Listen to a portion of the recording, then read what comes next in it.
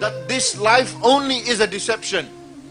Allah did not create me and you to be gangsters. Allah did not create me and you to waste our lives.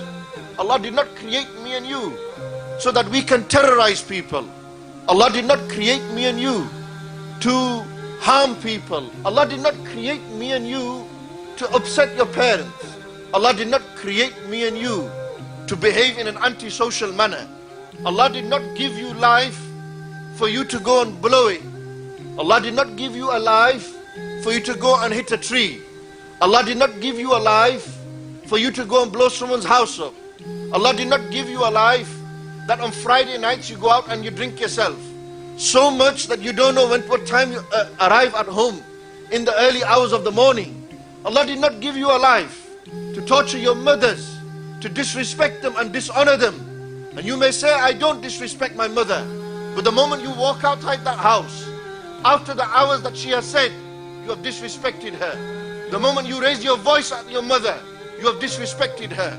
The moment you have said off to your mother, you have disrespected her. The moment you turn your back to your father, you disrespected him. Allah did not give you life. He did not give you the beauty of this life. He did not give you such a gift for you to go and destroy it, for you to go and take your own life. You have no right to do that. That's why suicide is haram in Islam. You have no right to go out and take your own life, to put other people's lives in danger. Why? Because you have no control over anyone else. Ultimately, you only have control over yourself to a certain limit. Beyond that, it is what Allah wills. But when you get behind that wheel and you're driving that R8 or a RS6 or a RS3, or you're driving a car that's stolen, or you're driving a car that's fast, 650 brake horse, 750 brake horse, the car sounds good, looks good, SVR, you name the cars, Lamborghinis, Ferraris.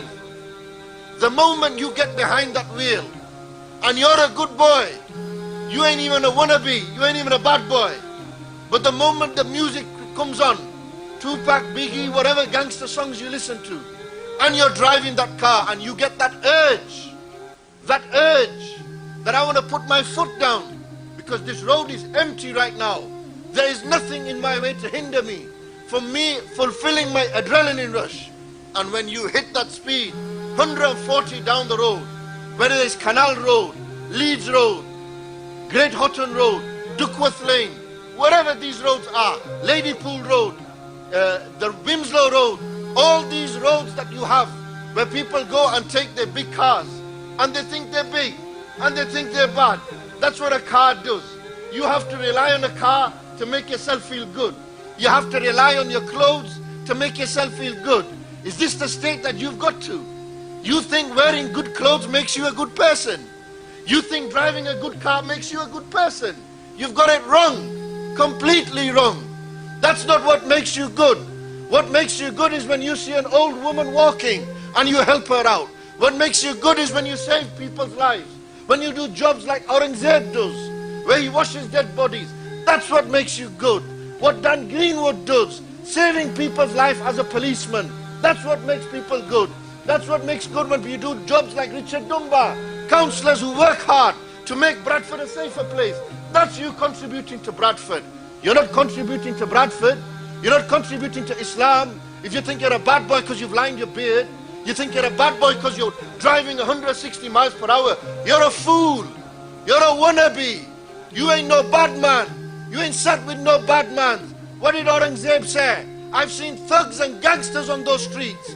When they stood in that ghusl khana, they trembled. They don't even know how to wash their fathers' bodies. You should be ashamed. Ashamed of yourself. You should lower your head down if you cannot wash your father's body. If you are 50 years old and you don't know how to give your father ghusl.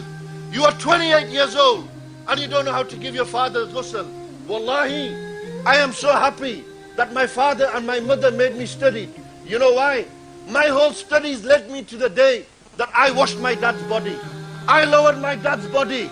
I did the kafan on my dad's body. I put him inside his grave. I prayed for my father. I'm a proud son of my father. Do you know why? Because that's what he lived for. He lived his entire life to see that day, that his sons will then give him the farewell and that send-off that he deserves. What are you doing?